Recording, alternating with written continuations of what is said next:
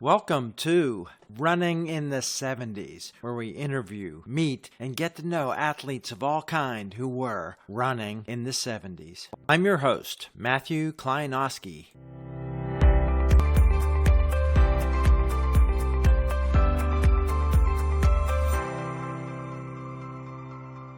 We're back with Steve Williams today. We took a little break. We're back. We'll talk about shoes. We'll talk about Adidas, Puma, the Dazzlers, and crazy stuff that happened in the 70s, more on money. I know everybody's had a chance to listen to the first two episodes with Steve, and there's been lots of great feedback and entertainment. So we'll see what fireworks we get today.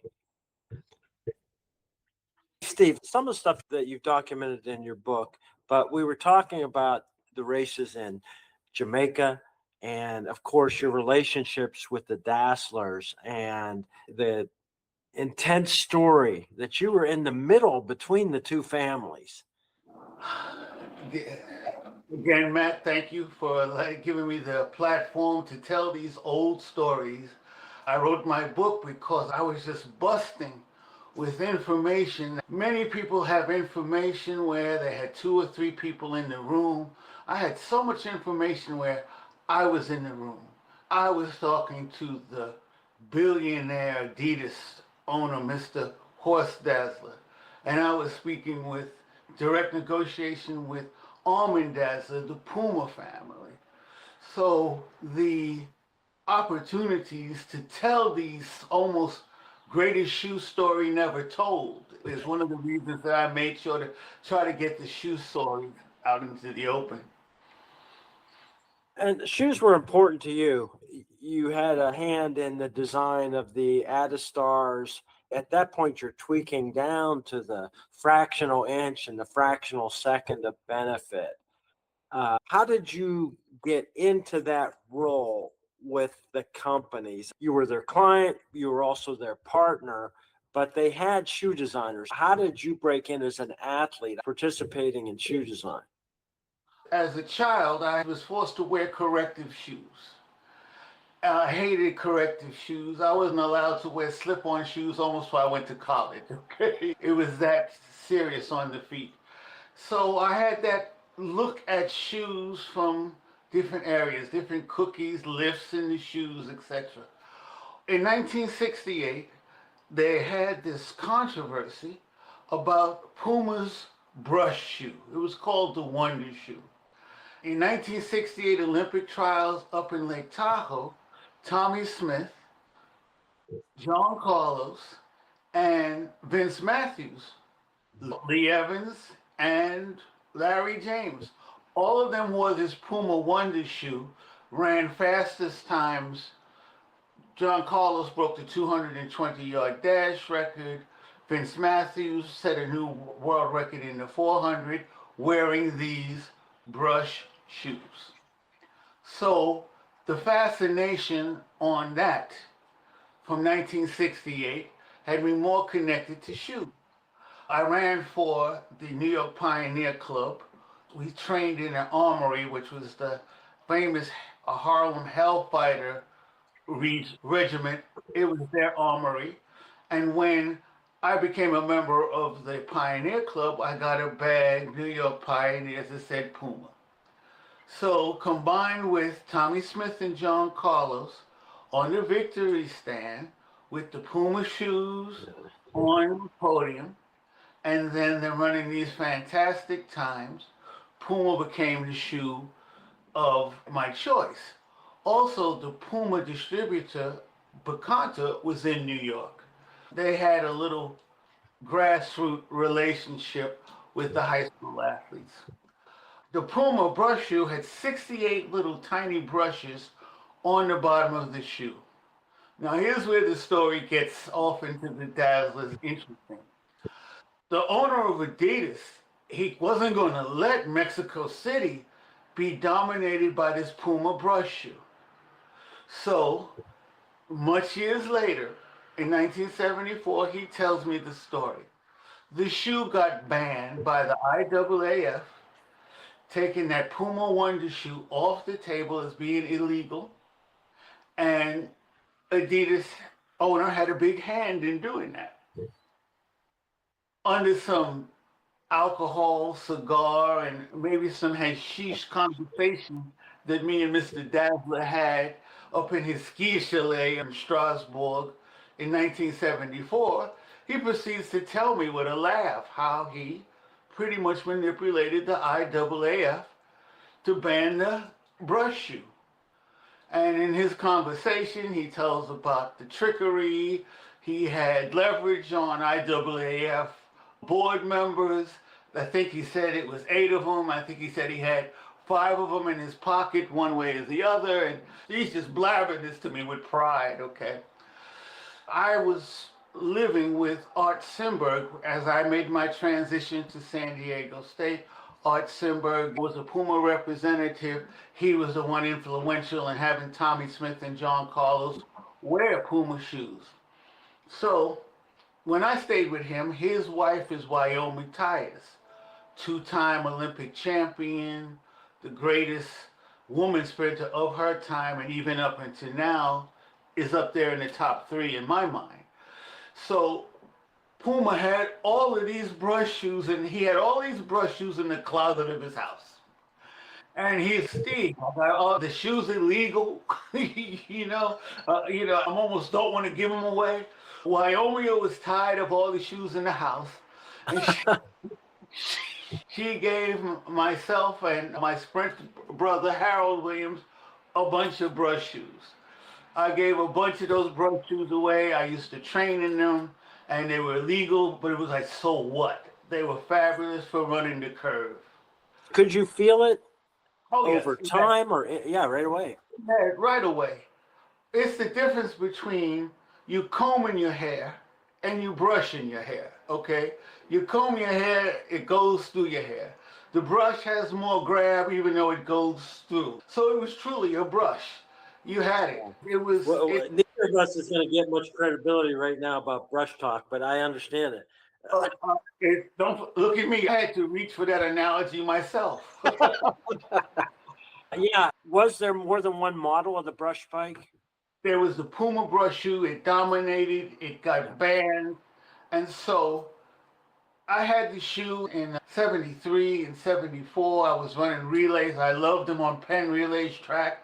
I'm on Penn Relays track with brush shoes. Me and Harold, we laughing because nobody else knows, okay? And at the time, it wasn't the controversy that it was initially. So I ran for Puma from high school till 1974, where I switched to Adidas. I switched to Adidas because the owner, Mr. Dazzler, invited me to Paris for the opening of the Adidas boutique on the 𝐒𝐭𝐞𝐯, right next to Chanel and them. This was the first athletic shoe company that had a boutique on this prestigious fashion row of Paris.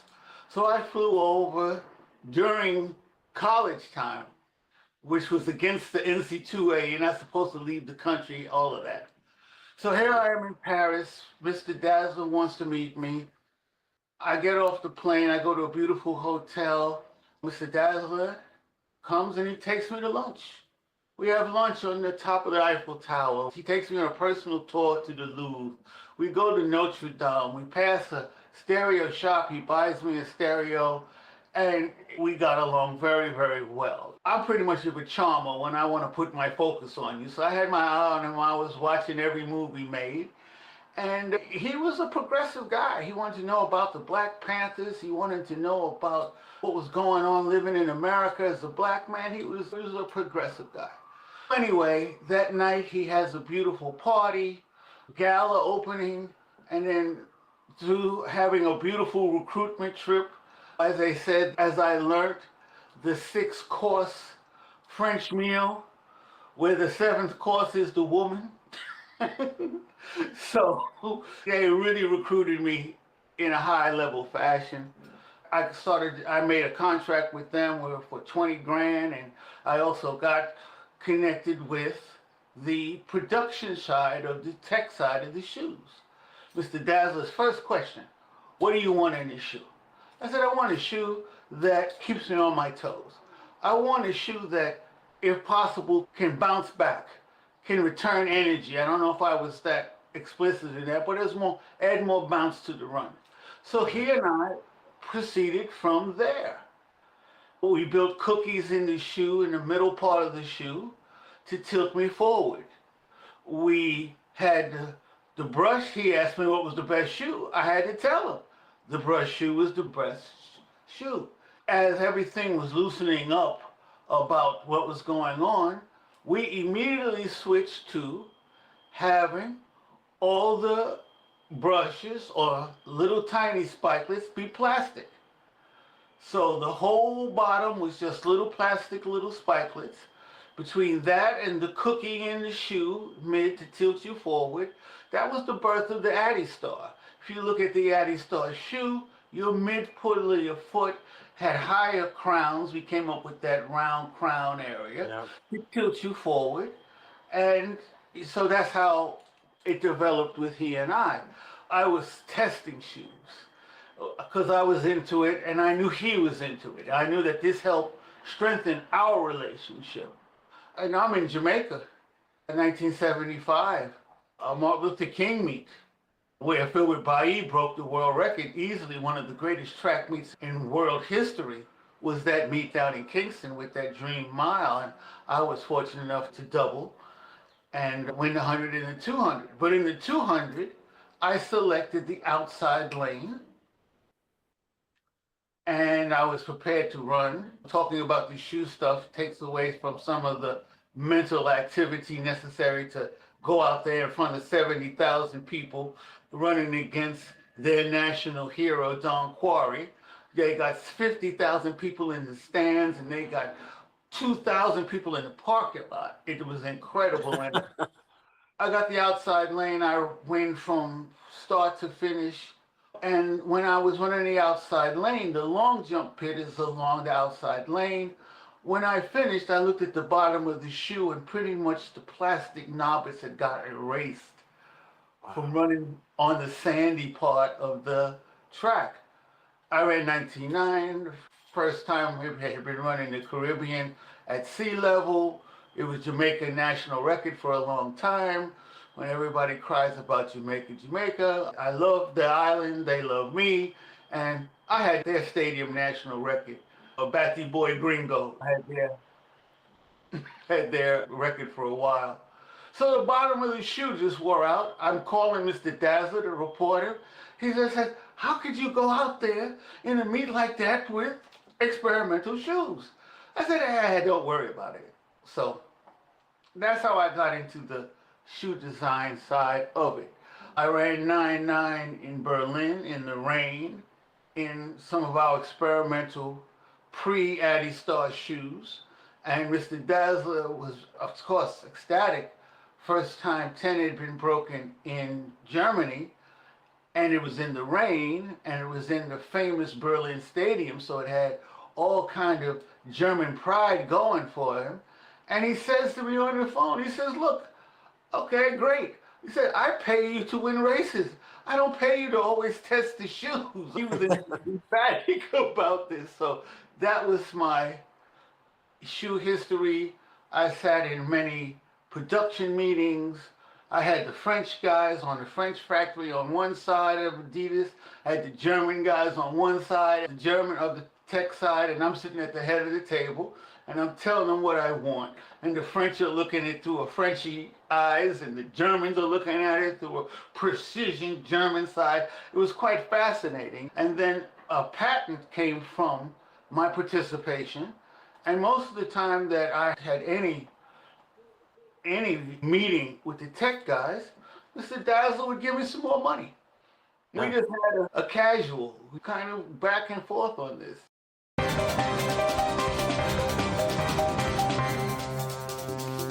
Yeah, you were his guy. Yeah, I want to ask you one thing about Berlin. Did you go to the old Olympic Stadium? That's where the meet was. Yeah. Was it in the one that they ran in 36? It was in 36. Oh, because they've redone the track. It's a really nice stadium. It's a beautiful surface. But the old plaques are all there around the stadium. I'm going to send you the footage I have on that Berlin meet that's just as you described it. The meet promoter, one of my dear heart, serious meet promoter, we battled, but we love each other, Mr. Teal. When he's a meet promoter in Berlin, he took us on a fantastic tour. We stood in the area where Hitler, his seating area, we sat there. We were all through the structure. We saw the use that it was intimidating and overwhelming. And then it made it even crazier that it rained. I'll send you the film.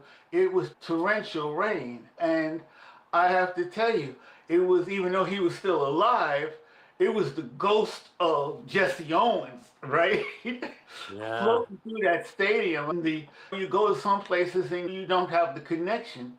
I had reverence to what had gone on in that stadium, especially as a black man, for what that did for us as a people, particularly with that whole German white supremacy thing that seemed to be a fashion at the moment.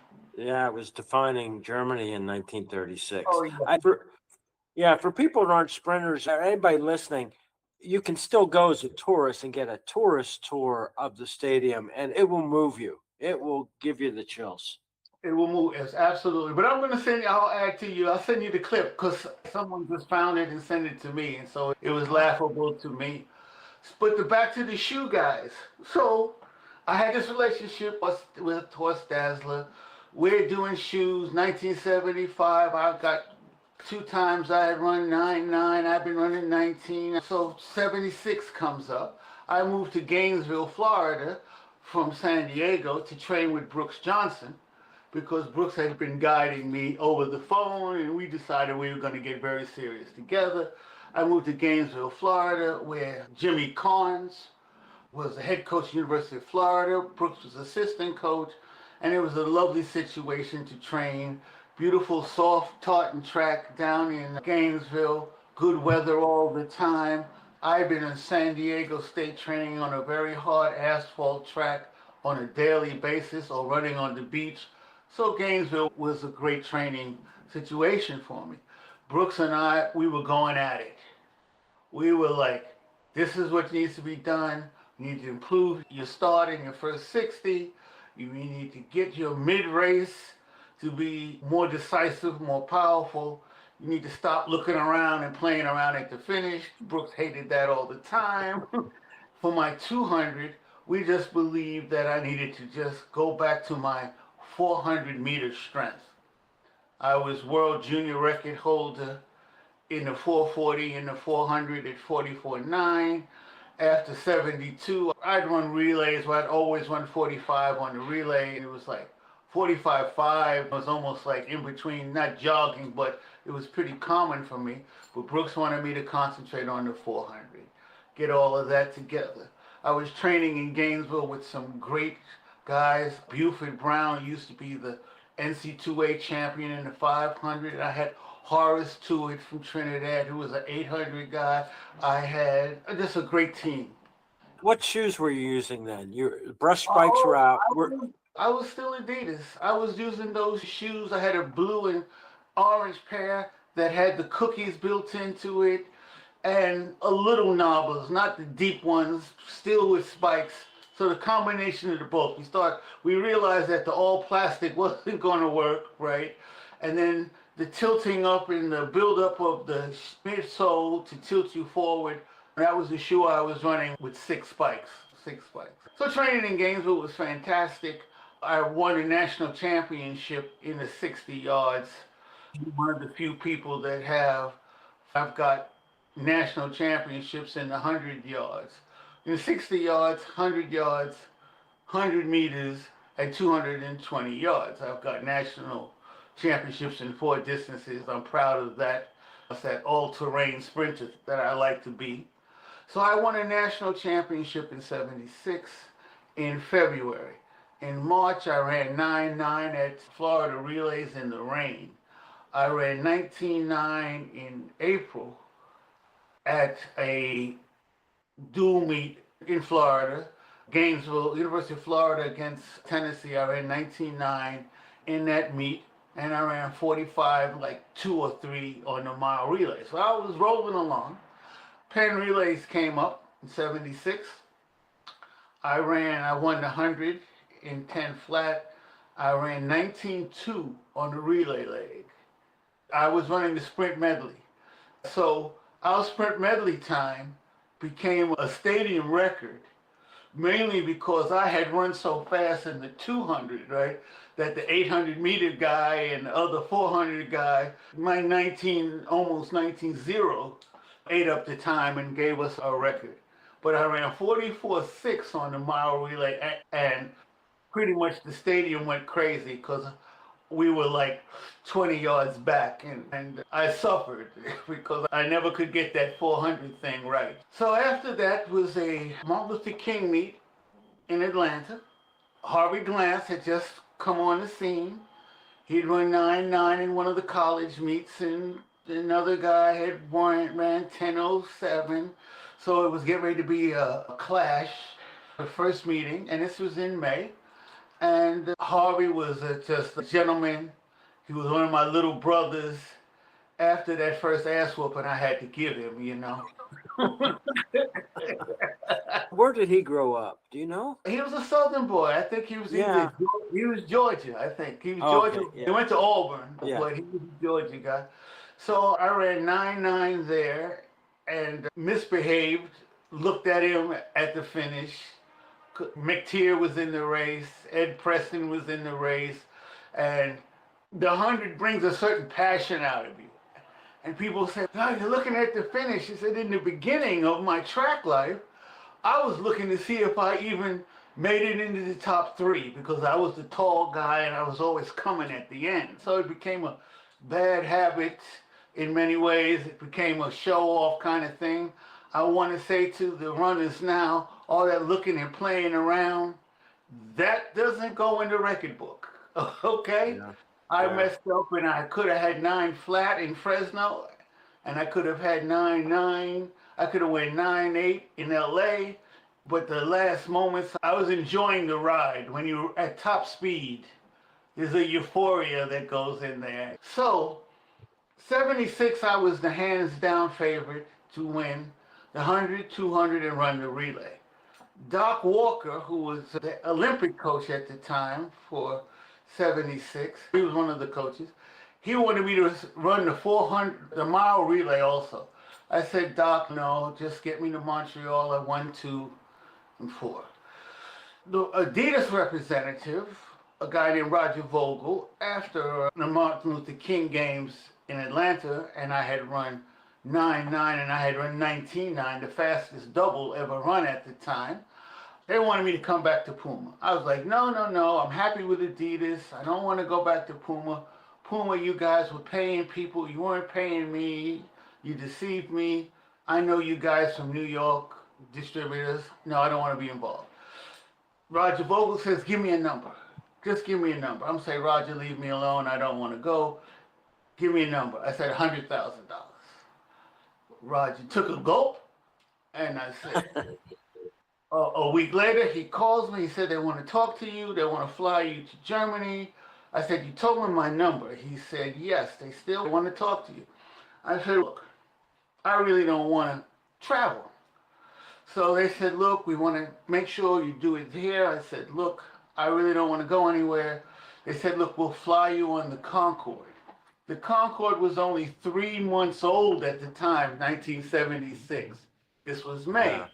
It was enticing, but I said I wanted to take Brooks with me for these negotiations, right? Brooks was adamant about he didn't want to be involved in the business. He wanted to coach me. He said, you were handling the money thing. You didn't need me. I don't want to be in there. Brooks would always say, I'd either ask for too much or too little. So he said that he didn't want to be involved in negotiations. I love him. He was my heart. God rest his soul. And so I said, so come on, Brooks. Let's go. They're going to fly us over on the Concorde. Brooks said, and I don't want to use the salty language he used, he says, I ain't getting on no MF experimental plane.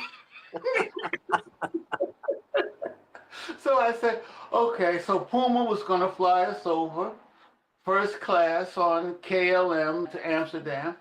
I had a French girlfriend whose father, they owned part of Air France and Air Afrique, and she was flying all over the place. She flew into New York to surprise me. I'm telling her, look, I'm on my way to Europe.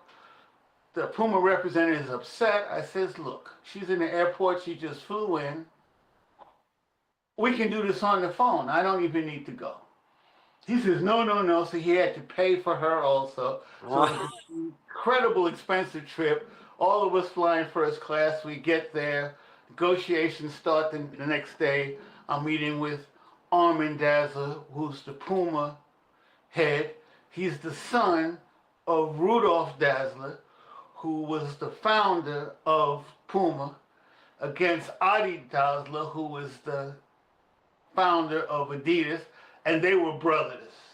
How well did you know Armin at that point? Just met him. Okay, that puts this into perspective. Just met him. And I have been dealing with the New York guys lying to me about the amateur code. And Dwight Stones told me they were giving him money when we was traveled together. It was like I was salty with them. And seriously, Horst Dassler was just, to use a Jewish word, he was a mensch.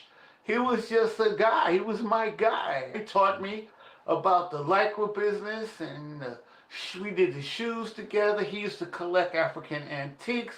I used to send him antiques from Africa. He had a sort of randy personality, liked to buy the girls and have all that extracurricular activity. He lived the bon vivant. He used to fly in a chef to make lunch for he and I, and a FIFA representative. So we had such a scene going. I didn't want to, it was fine with me. So we get to Germany, Armin Dassler and his brother Gert, me and Brooks, and my friend Chantel, who had to sleep. She was exhausted. She just flew from New York, Paris. Now we just flew New York, Amsterdam. So we start on the negotiations, and I come out, I want $100,000. I don't want to dance around with you guys. We got not bad blood. I'm suspicious of you. They're suspicious of me. So we say, look, $30,000 to sign, $30,000 at the trials, $30,000 at the Olympics. Okay, so that was the basis of the contract. Brooks had come up with, the next day we came up with, but Steve, we haven't even mentioned, what about the medals? You get a medal for each medal. That's a negotiation point too. And so Brooks said, I don't think we can squeeze them for any more money. But Brooks came up and said, let's get $50,000 in shoes for each medal. Don't matter gold, silver, nothing, just each medal, $50,000 worth of shoes. At the time, Jimmy Carnes was making the shoe store Athletic Attic. An Athletic Attic club, which was a worldwide club. My New Zealand brother, Rod Dixon, he was part of it, Athletic Attic as a team. But just the stores at the time, Brooks said, get these shoes from Puma, flip them to run them through Athletic Attic. I'm like, genius, genius, genius. So next day we bring that up. Oh, no, oh. And so basically they said, if we agree to this, the distributor, 𝐒𝐭𝐞𝐯, has to sign off on it because we're violating their exclusive distribution agreement.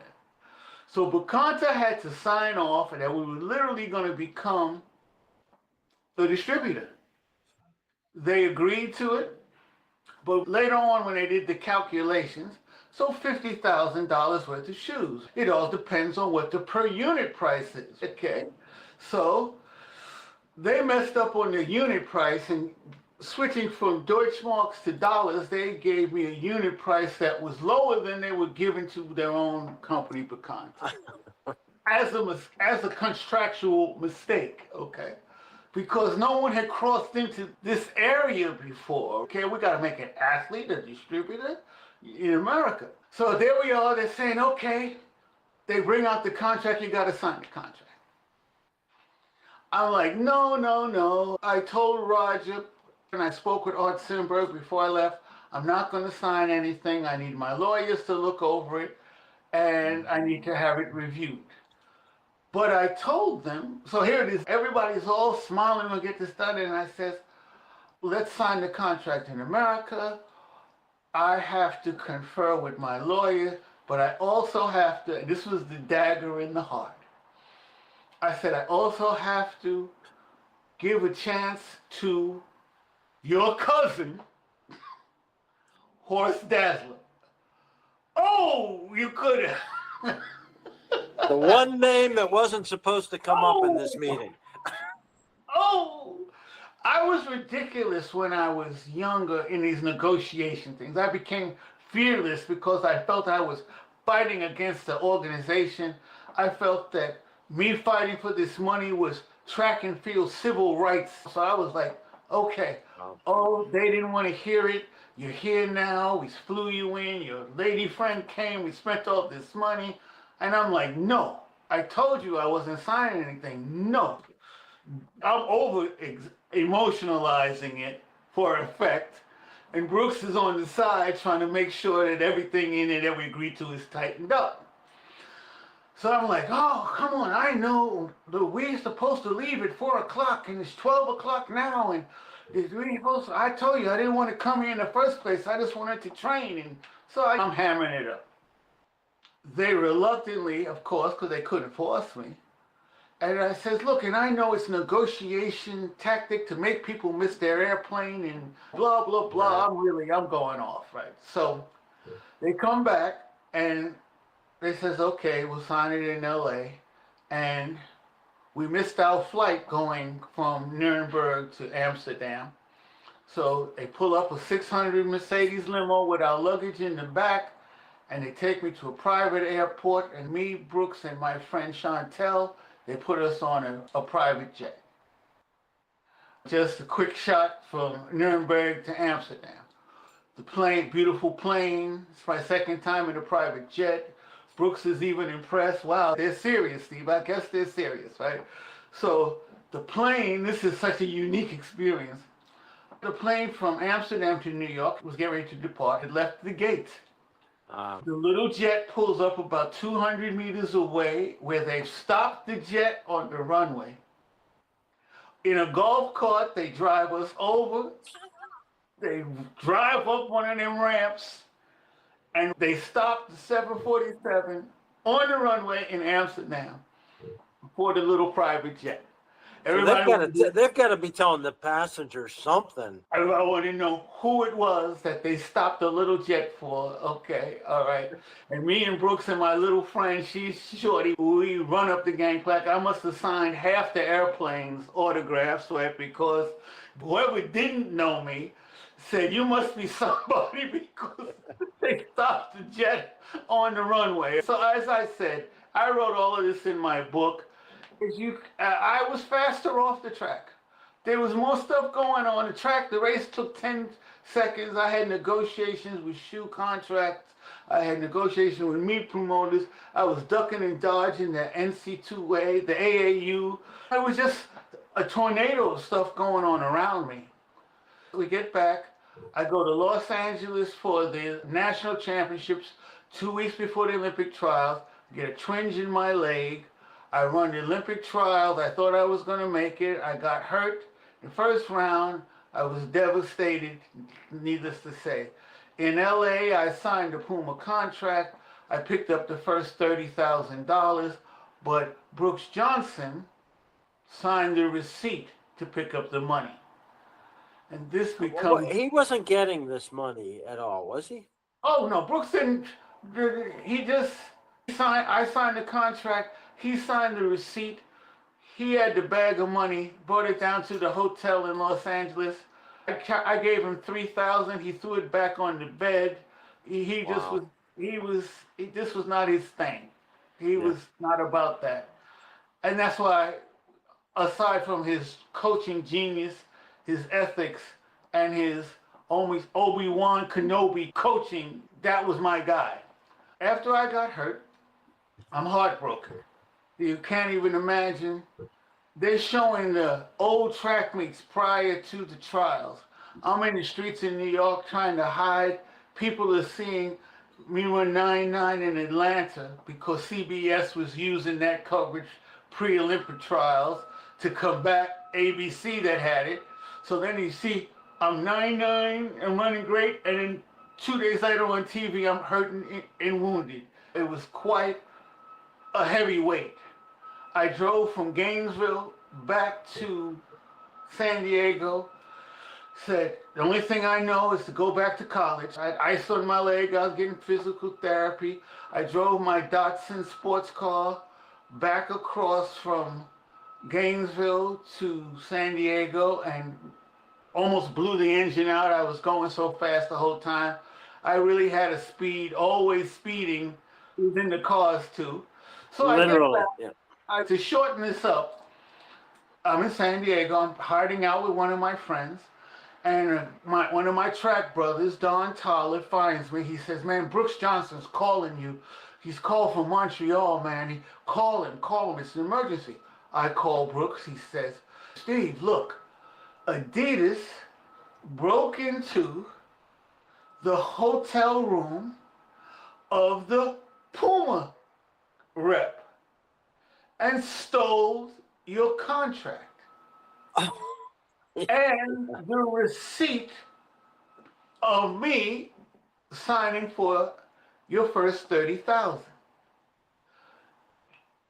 Adidas is using this to embarrass Puma.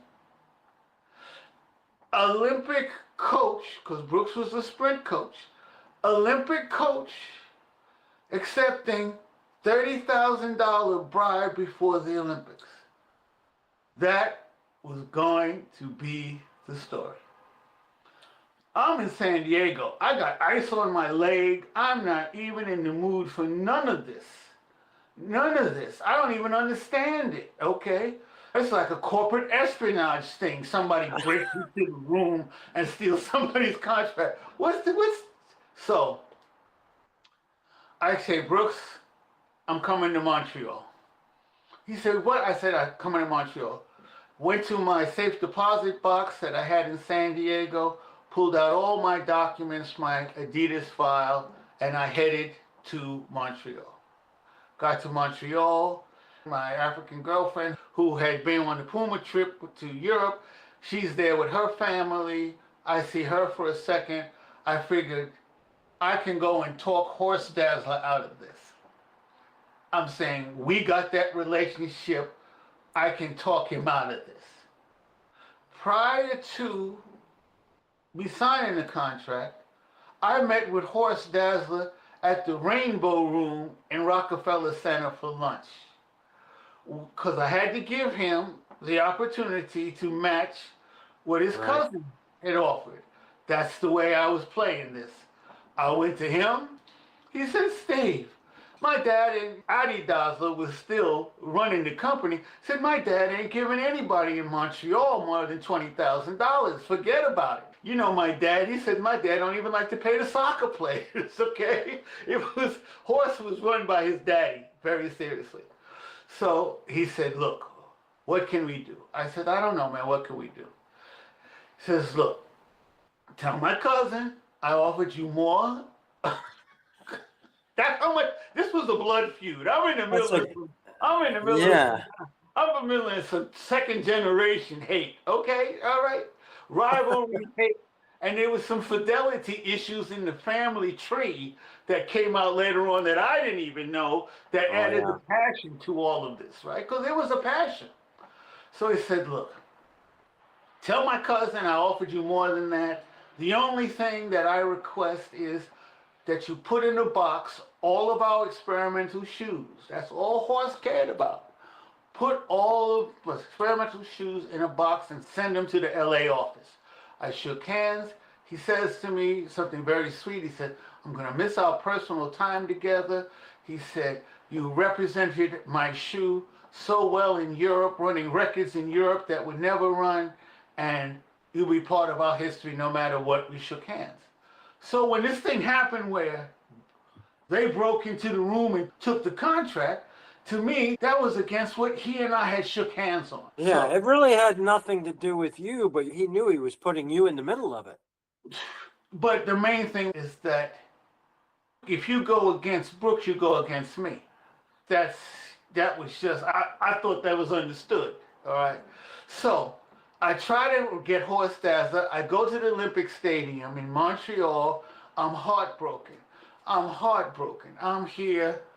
I got there at 10 o'clock in the morning. I'm there walking the stadium. I'm trying to find the international Adidas rep, who was Mike Larrabee, the famous quarter-mile Olympic champion from 1960. I'm trying to find him. He's been my go-to guy if I have to get to Horst. I'm saying, look, I got to talk to Horst. I couldn't find him. I go back to the hotel room. Puma president, Puma's vice president, Puma's secretary knocking on the door. Steve, Brooks says you have something that can get us out of this mess. Please, Brooks. How did Brooks find out that they had done this? Okay, Walter Cronkite was going to do the story. Olympic coach, U.S. Olympic coach, caught in bribery scandal, accepting money from shoe company. So Adidas had gone to CBS. Oh yes, because it was all about him. It wasn't about me. It wasn't about Brooks. It was about embarrassing Puma. Yeah. That the International Olympic Committee says that if a shoe company is caught bribing a coach, there's consequences. So it was that amateur bullshit was like riding high in this, right? Walter Cronkite, they got reporters chasing Brooks around at the practice track. Okay. He tells me this on the phone before I even got there. So, what am I doing there? What can I do? I had a file on everything that me and Horst Dassler had done. Our man Dassler, Puma owner, rushes into my hotel room. I'm trying to find Horst to say, Horst, I got paperwork on you that you wouldn't want. So let's just squash this. But I couldn't find him in time. Puma's on my ass. What do you have? I got a file. Me and Armin are sitting on the couch in the suite at the Puma Hotel. And we're sitting on the couch. My friend Chantel's asleep on the bed. Before she got there, I said, what do I do? Because she knew Brooks, and she said, you have to save Brooks. But Puma, I like the private jet. Yeah, don't mess it up too bad. Yeah, save it all. When Armin sits down with me on the couch, I have my file on one side, Armin's on the other. He's sweating. He's nervous. He's telling me the ramifications. They can charge us $250,000, the Olympic Committee, for influencing a coach. He's going through, he's upset. My cousin is this, my cousin is that. I got my file and I pull out that Horst that bought me this $4,000 stereo. He looks at it, throws it to the side. Part of my contract with Adidas, as we became more friendly, was that on top of my regular $20,000 a year, I was getting $1,000 a month for schooling. So I had every month, so I'm showing him the checks for $1,000 a month coming from Adidas USA. So, when I moved to Gainesville to train earlier in that year, Horst sent me a $5,000 check. Paribas, the Bank of Paris, and the European check has 3 pages. The white, the yellow, and the pink on those carbon days that are so old to most people. Yeah. So I cashed the check, but I kept the pink carbon. And unlike anything else, this was a personal check signed by Horst Dassler. Wow. Not the corporation, not anything. This was his signature. So when I showed that to his cousin Armin, Armin jumps up. We got him, Steve. We got him. You got him. He's at that, and he runs out the room. In retrospect, I should have had more control of the situation. I should have extorted something out of him because I had him over the barrel. And I was that kind of guy, you know what I mean? But I was hurt. I was injured. And things were moving fast. It was time of the essence. He runs out the door. Secretary comes in and says, Steve, you got to get out of here. You can't stay in Montreal. Because when then this hits the fan, it's going to hit the fan. And I said, I don't want to be here anyway. So they say we booked reservations for 2.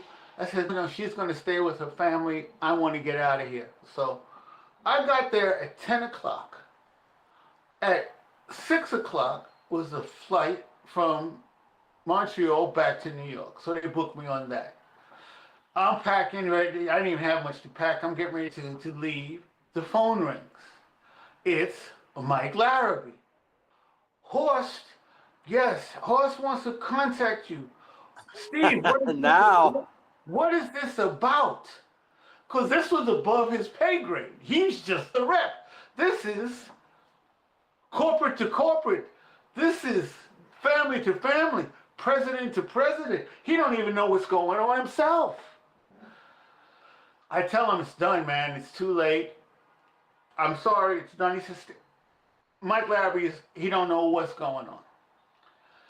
I hang up. I get to the airport. I'm online to get the ticket. Loudspeaker over the airport, Montreal airport. Paging Steve Williams, call for Steve Williams, call for Steve Williams, go to the red phone. Now my leg is hurting me. I'm like, I ain't no mood to walk and find the red phone. I walk and find the red phone. I pick up the phone. He doesn't even announce who he is. He starts off, Steve, what did you do? What did you do? I guarantee you will never run amateur track again. And he hangs up the phone. Wow. And he hangs up the phone. I get to New York. I call Brooks. Brooks said they had a meeting. They hadn't even sat face to face in how many years. He showed the check that your name was on. They showed the receipt that my name was on. As Brooks is saying, the whole thing got squashed. He said Walter Cronkite's reporters were pissed off because they knew they had Brooks dead to rights. They had it dead to rights, and they couldn't use the document. Horst had to back off because of that receipt. He had to back off. He had to let Armin go, and he thought he had him. Yeah. So I'm not even running. I'm here limping around. I'm like, I got $30,000. I got more than $30,000, and I got some money from tours. I got a safe deposit box full of money that I would have traded just to run a couple races in Montreal. I was a sad guy. Okay? I struggled. I worked myself back into shape, and I won the World Cup the next year. The World Cup story is a continuation of the 76 story.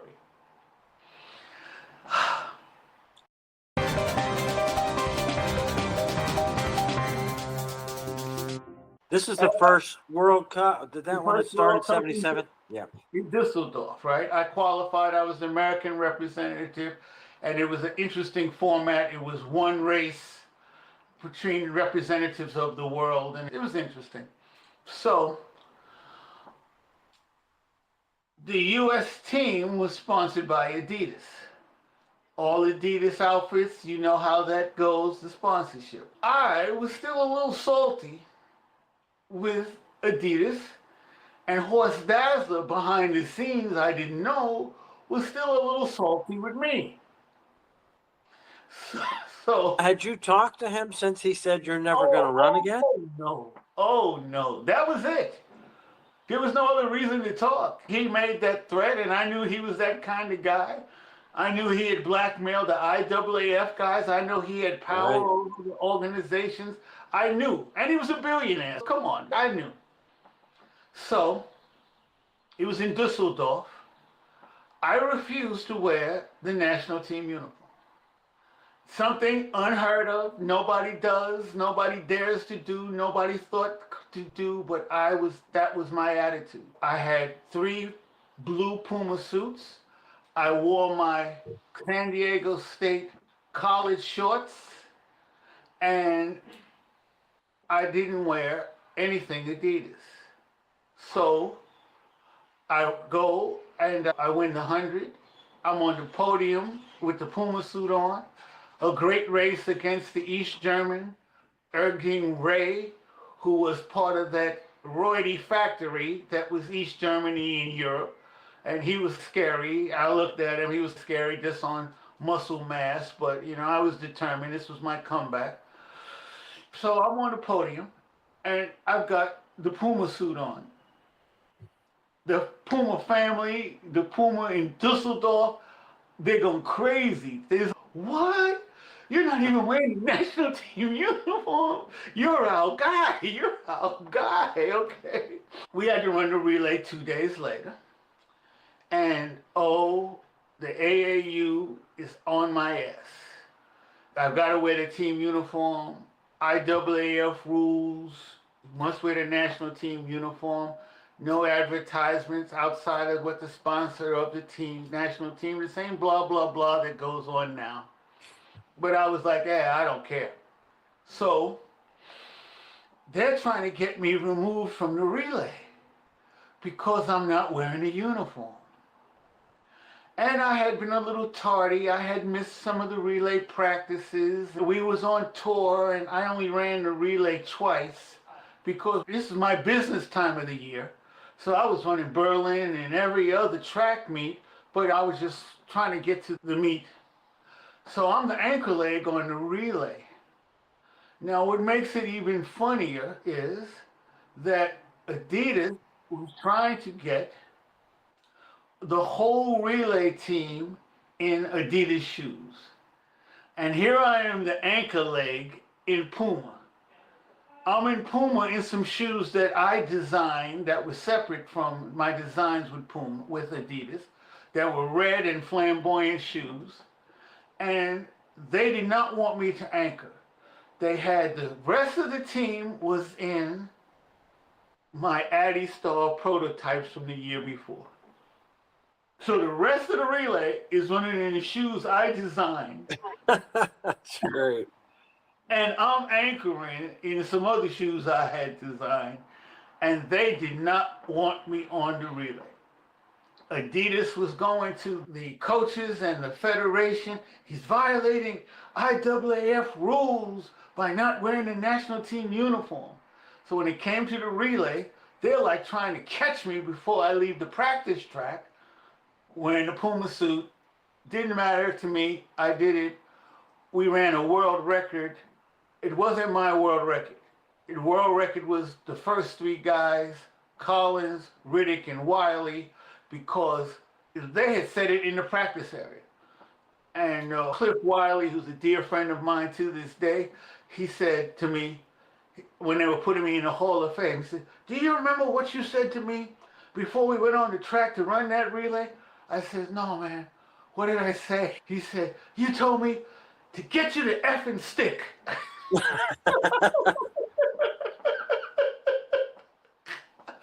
I didn't remember that. I said, yeah, but that was my attitude. So we run the world record, and it's a fantastic meet for me. So to wrap up the shoe story, here we go. Prior to the meet, I had dinner with Armin Dassler. I'm like, Armin, World Cup just came up. There's no contract. This wasn't in our contract. I was just getting 20. Our thing was just about the Olympics. And he says, so Armin and I go off into a private room in this restaurant, and there's a bar, and we're sitting at the bar. Armin gets a little feisty, and he says, bring the gold medal here. He starts banging on the bar. Boom, boom, boom. Bring the gold medal here. Bring the gold medal here. And I'm like, okay. And I can see he's a little passionate about this, right? And I hadn't worn the suits or nothing yet. This is before the meet. I said, okay. I stick my hand out, same as last year, $30,000. He's banging on the bar. bring the metal right here. And I grab his hand and I say, same as last year, but I don't repeat the number. I say, same as last year. He agrees. I win the 100. We have the world record in the relay. The shoes, the pictures go all over the world. Puma has a great World Cup in Düsseldorf. Anytime it's in Germany, they're extra excited about it. Yeah. I ran 3 or 4 meets after that. I go home. I had graduated from college that same year. I had moved up to Oakland. It's getting around November, my birthday, and I'm like, I'm not hearing nothing from Puma. I'm not hearing nothing from Puma. Back in those prehistoric days, you had to send a telex. So I'm sending telexes to Puma's office. The secretary is a very efficient lady. I'm sending her telex and telex. No response. I'm calling. I'm saying, man, what do I do? I had become rather vicious in my negotiations face-to-face with people, because that's what I had to do. Meet promoters, I had negotiated with meet promoters on 6 continents. I counted up as like 12 or 15 meet promoters worldwide I had face-to-face with. So me and the face-to-face thing had became part of the job. And who was it that said, no matter what, don't let them not pay you? Edwin Roberts from Trinidad. Bronze medalist, I think in 60, in the 200, Edwin Roberts, he said to me, no matter what, make them pay you. Make them touch the deal. So I'm in Oakland, California, and I decide I got to go and take care of this. I put on a good suit. I pack a small bag. I spent $550 buying a one-way ticket to Frankfurt and then on to Nuremberg. I get to the Puma factory at 8 in the morning. I'm walking in the door. The workers, the tech people, the people putting stuff on the trucks, they like cheering me from the Düsseldorf thing and everything, and it was a lovely little moment. I go to the secretary, 𝐒𝐿𝐲𝐬. She says, Steve, what are you doing here? I said, I have to talk to Armin. He said, Steve, what is this about? I said, it's something between me and the boss and the World Cup. She says, he's having meetings all day. Why don't you go to the hotel? I says, no. I'll stay in the factory. I'll talk to the tech guys. I'll box up some stuff to send to my mother in New York. So I spend the whole day in the factory. 6 o'clock, I'm directed to the conference room to go meet with Armin. Now, there's that lifetime where you're in the moment, and then there's that in the moment now, and then there's that in the moment right now, right? So I was at that right now moment. How am I going to handle this? This is rather unconventional. I walk into the room, conference room. He's in a meeting. He's got 3 or 4 executives on each side. They got piles of papers, everything on the table, and he sees me. He comes across the table. He shakes my hand, gives me a little pat on the back. He says, Steve, well, why are you here? Why are you here? So right then, I have to decide, am I going to be tough or am I going to be cordial and charming? They got the other executives right there. So I'm saying, Armin, you don't remember? We had agreement on the World Cup. You told me, bring it here, bring the gold medal here. And I brought it to you, and we agreed, the same as last year, $30,000. When they say $30,000, the 3 executives on one side, in German, everybody's looking at what? Okay. And Armin is there, and I'm trying to measure his eyes. I'm giving him the New York stare. What are we going to do here? You don't want me to get ugly. I was it was in between both of them. And his eyes softened as I gave him the dirty look. And he said, yes, Steve. Yes, I agreed. I agreed. They're back and forth talking, executives. 30,000, it was one race. It wasn't even the Olympics. This is more than these guys' salary probably back then, right? Oh, the executives are they're like buzzing about it. Armin gets the checkbook, big corporate checkbook. He begrudgingly starts to fill it out, and he gets to having to sign it. And his hand starts shaking like he got cerebral palsy. And he moves the big book over to one of the other guys, the controller or somebody, and he signs, and Armin carefully is tearing out this check. It's when you tear out a check, every little pop you can hear. And he takes it, he puts it on the table, he has his finger, he's about to push it across the table, and you can see it's hurting, it's hurting, it's hurting him. And he says to me, when I come back, I want to be a sprinter that makes this kind of money in 10 seconds. And he's pushing the check across the table. I got my finger pulling it from under his finger, and I say, when I come back in life, I want to be the benevolent owner of a shoe company. And I run out of there like somebody stole something. Okay, all right. I took a taxi straight to the airport.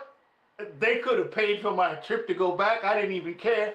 I spent the night in the airport. I rushed to get that check in the bank.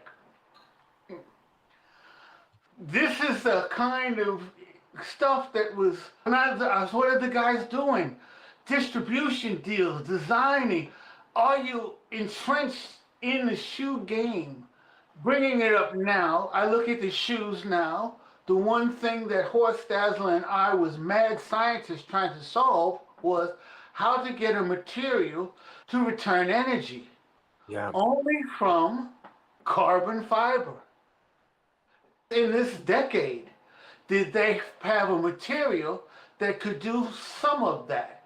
They say it's returning 2% or whatever, but there was nothing that could return anything that had flexibility. And the fact that you built a trampoline with the cushioning that the carbon fiber flexes down into a plastic, a cushion that gives you a return. I'm just like fascinated what's going on in the shoes. That's pretty much my shoe history.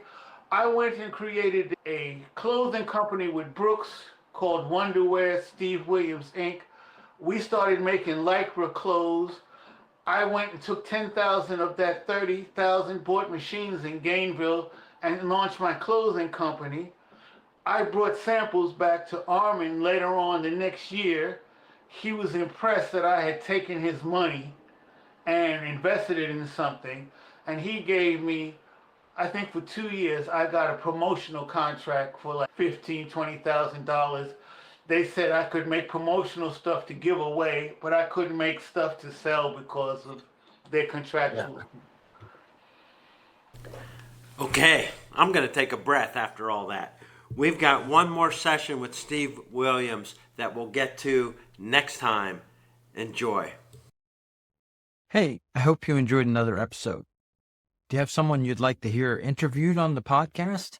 You can leave a comment on the YouTube channel or on the website, running70s.com. That's running70s.com. Let me know what you think of the episodes and anyone, including yourself, you'd like to hear interviewed. I hope you enjoyed another episode of Running in the 70s. Voices, stories, and memories of athletes who were running in the 70s. Until next time, wherever you are, keep looking forward and don't forget to look back.